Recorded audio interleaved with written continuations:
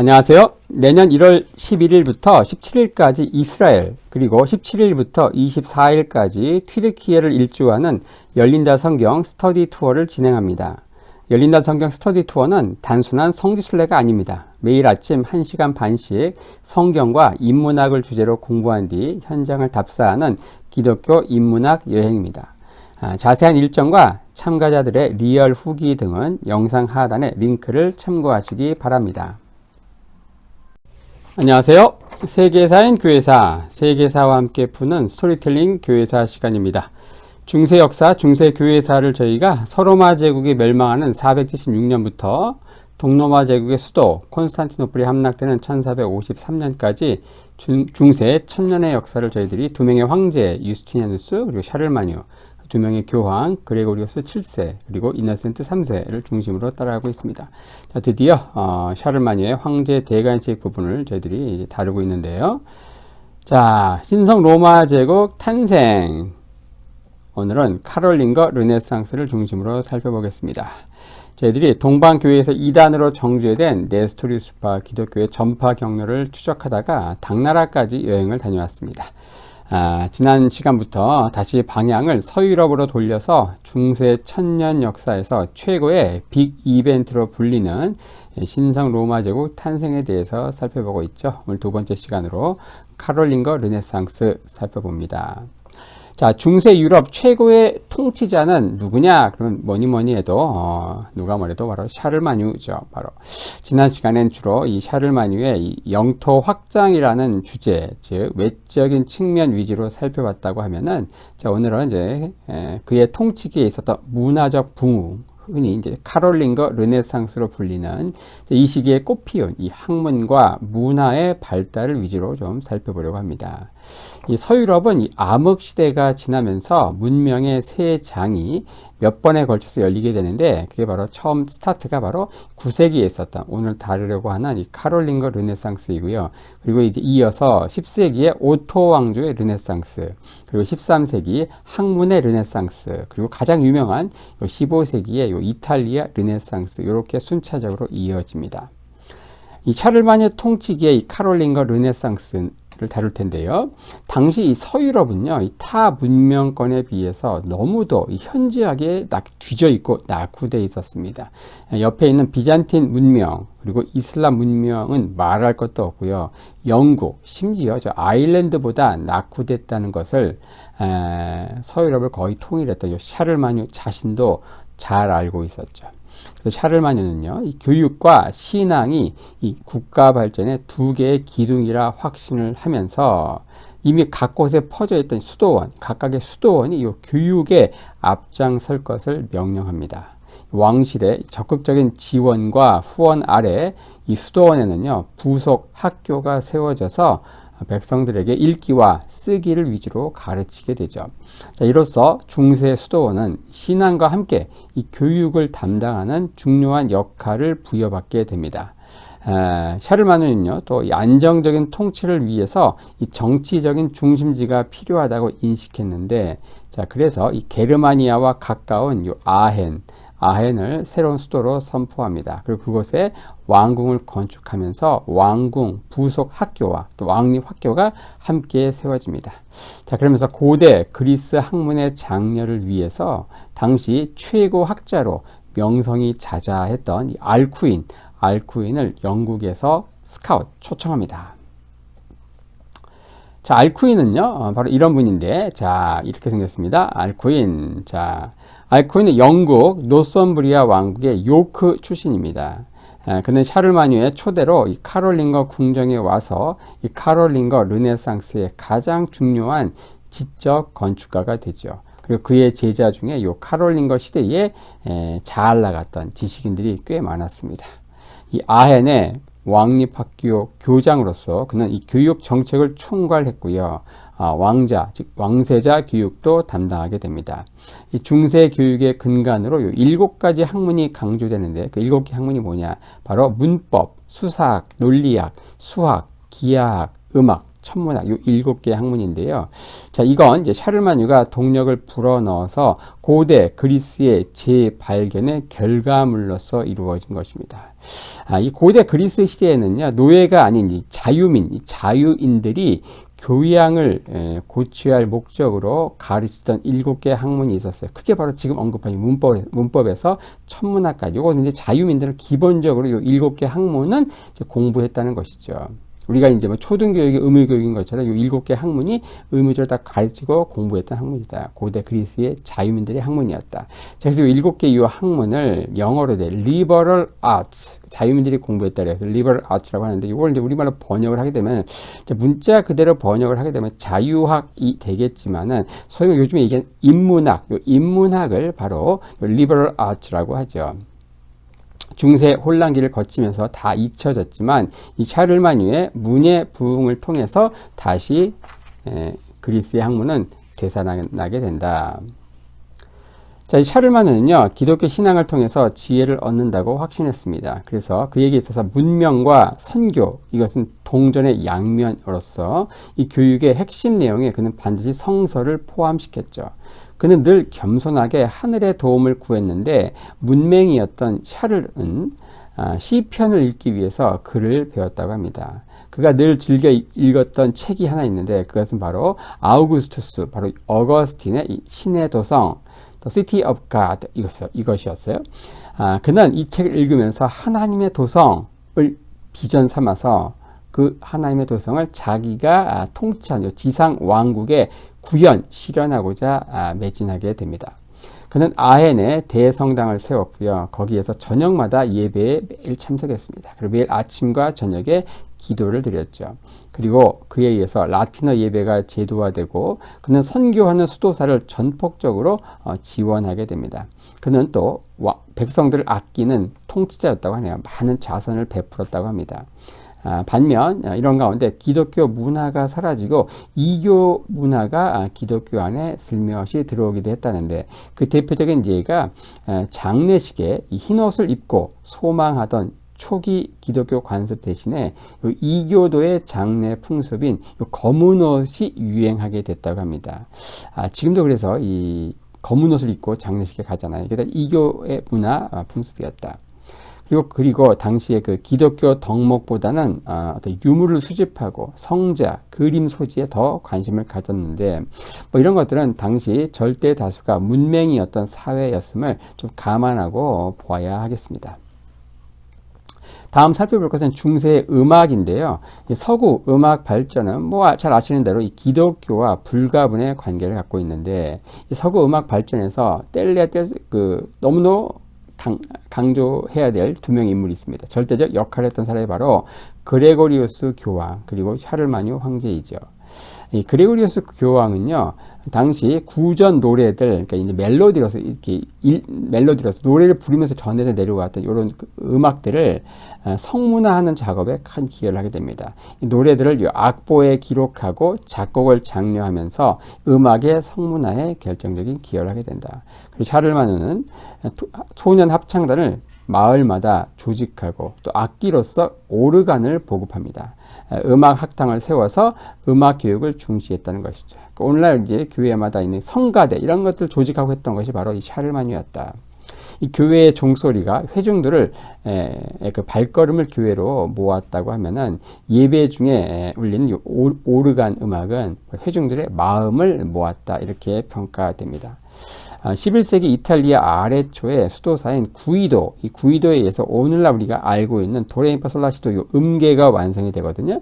그는 요 성세례 요한의 기도문의 각 행의 첫 글자를 따라서 음계를 만듭니다. 그래서 처음에는 웃, 레, 미, 파, 솔, 라 이렇게 네 개가 만들어지거든요. 근데 얼마 후에 7번째 두 단어 첫 글자를 합해서 시가 나오게 되고요. 그리고 처음에는 웃은 주님을 뜻하는 도미누스의 도로 바뀌게 됩니다. 그래서 이로써 도레미파 솔라시도 요 음계가 드디어 완성이 되죠.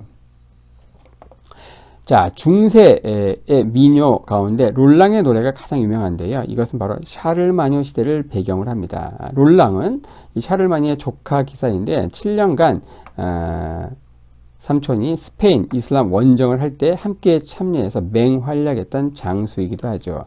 이 롤랑의 노래는요, 중세 기사도의 문학의 정수로 평가받는다. 이 중세의 꽃을 흔히 기사도라 이렇게 얘기하는데, 이 평민들을요 라틴어로 겐틸리스라고 합니다. 겐틸리스. 여기에서 오늘날 신사를 뜻하는 영어 단어 젠틀맨이 나왔죠. 이 평민들에게 요구된 어떤 예절이 뭐였는가, 바로 신사도였습니다. 젠틀맨십. 하지만 신사도가 이 평민 수준의 예절이라고 하면은 이보다 요 한 단계 위가 되는 예절이 뭐냐, 바로 기사도, 나이트후드라고 하는 기사도이죠. 기사도의 가장 중요한 핵심 세 가지는 뭐냐, 바로 기독교를 수호하고요, 그리고 국왕에 대한 충성, 그리고 약자 보호, 요 세 가지를 서약했다.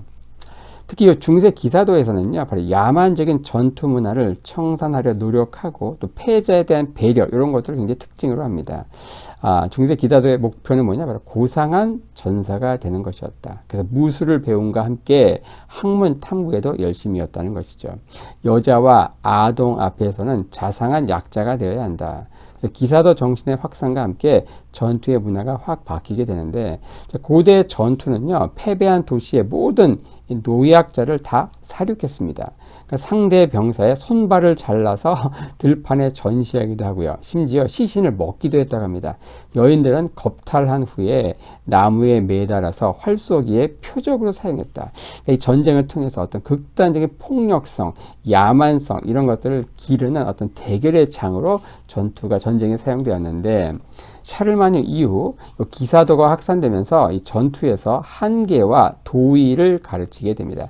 그러니까 우리도 이제 전쟁을 할 때 어떤 전쟁 범죄 이런 것들을 이제 하지 않도록 하잖아요. 물론 이제 우크라이나 전쟁에서 러시아 군인들이 우크라이나 그쪽에 하는 전쟁 범죄 이런 것들, 그런 것들과 관련된 내용들이 바로 중세의 기사도라, 이렇게 이해하시면 되겠습니다. 기사들은 평화 시에는 장원을 경호하고요, 유사 시에는 군대로 차출되었습니다. 하지만 이런 잘 나가던 중세 기사들이 십자군 운동의 실패, 그리고 봉건제가 쇠퇴하면서 기사들의 위상은 점진적으로 추락하게 되죠. 그러다가 특히 중세 말 총포와 대포가 등장하면서 이 무기에 이런 획기적인 변화가 오면서 칼 가지고 싸우는 기사 그룹은 이제 점진적으로 사라지게 됩니다. 샤르마니의 기독교 제국은요, 이 세계 역사에 큰 영향을 끼치게 되는데, 특히 이 신앙을 통해서 잡다한 민족 공동체였던 유럽을 문화적, 그리고 종교적, 그리고 사회적으로 통일성을 유지하게 했다. 그리고 기독교 문명을 통해서 문명이 현저하게 발전하게 되는 그 기폭제가 된다는 것이죠. 비로소 샤르마니의 통치기 이후로 이 아바스 왕조의 그 이슬람 황금시대를 조금씩 기독교 세계가 추격하기 시작합니다. 하지만 잘 나갔던 왕국과 달리, 제국과 달리 샤르마니 황제 개인의 삶, 인생은 해가 저물기 시작했는데, 왜냐, 이 아내들의 반목과 아들들의 다툼으로 그는 큰 고통을 겪게 되죠. 그리고 첩에게서 얻은 장남 피피는 급기야 반역을 하게 됩니다. 이 알쿠이는요, 이 샤르마니를 다윗 왕에 비유했는데, 이 압살롬처럼 피핀도 반역을 하게 됩니다. 하지만 차이는 압살롬은 성경에 보면 굉장히 건강한, 머리도 긴 최고의 미남이었지만, 이 피피는 못생기고 게다가 곱주였다고 합니다. 결국 마지막 적통인 루이가 샤르마니의 뒤를 이어서 계승하게 되고요. 샤르마니는 죽고 이제 아헨 대성당에 묻히게 되죠. 바로 아헨 대성당. 아헨 가시면 반드시 보게 되는 이제 또 유적지가 되겠죠. 자, 마지막으로 살펴볼 것은 바로 이 섹슨족의 사도인 보니파키우스입니다. 라인강 건너편 동쪽에 섹슨족이 있었죠. 자, 일찍 개종한 이 프랑크족과 달리 이들은 계속 게르만의 토착신을 섬기면서 문명 발전에서 한참 뒤처져 있었습니다. 이들은 거대한 나무를 신성시하고 또 숲과 강을 요정들의 거처라 믿어서 벌목도 못하고 또 강에 다리를 놓는 거, 이런 거 전부 꺼렸다고 합니다. 미신과 페이스북에 젖어서 어떤 신화적인 세계관이 철저하게 지배하던 곳이 이곳이었죠. 이 섹슨족의 일부가 초기에 영국으로 건너가서 앵글로 섹슨 왕국을 세우기도 하는데, 지금 이야기한 이 섹슨족은 바로 독일 유럽들에게 남아있는, 라인강 동편에 남아있는 그들, 그 섹슨족의 본류, 그들을 이야기하는 것이죠. 그들이 여전히 당시 유럽사에서 가장 미신적인 신화적인 세계관의 지배를 받으면서 살았다. 자, 그들에게 가서 복음을 전한 사람이 바로 보니파키우스입니다. 섹슨족이 숭배하는 나무를 도끼로 찍어서 분노를 사지만 종국에 가서는 이 섹슨족의 성자로 추앙받게 되죠. 그는 이제 신앙과 함께 문명을 전한 대교사로 알려져 있는데 바로 샤를 마르텔, 바로 732년 투르 전투에서 이슬람을 격파한 그 샤를 마르텔이 가장 존경했던 사제이기도 하고요.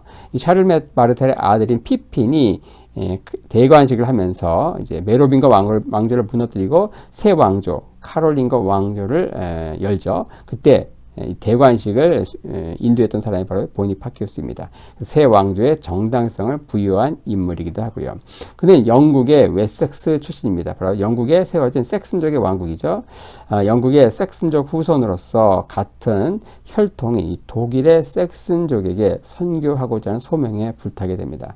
그는 한 손에는 옷, 책, 빵 등 각종 선물 보따리를 갖고 있고 또 다른 손에는 이 섹슨족의 숭배하는 나무를 찍을 도끼를 들고 다녔다고 합니다. 섹슨족이 가장 이제 숭배하는 토르신, 이 토르신이 어때요? 나무를 도끼로 딱 찍어버리면 어때요? 특히 오크나무 이런 것들을 순상시하는데 그걸 막 도끼로 찍어버리는 거예요. 그러면 토르신이 번개의 벌로 그를 쳐야 되는데 무사하거든요. 네, 그런 것들을 통해서 이런 것들이 다 우상이다 이런 것들을 자기 몸으로 보여준 것이다. 자, 이런 것들을 보면서 그의 전도 선교가 성공하면서 섹슨족 사회에 큰 사회적 변화가 찾아옵니다. 진취적이고 자유로운 임업, 농업이 그곳에 유행하게 되고요. 그리고 건축도 그 나무를 다 베어서 목조 양식의 건축이 유행하게 되죠. 그리고 그곳에 교회와 수도원이 세워지고 도시들이 이제 발달하게 된다. 그리고 이제 약탈이 아닌, 그동안 약탈하면서 살았잖아요, 젊은이들이. 하지만 약탈이 아닌 노동의 중요성이 강조되고요.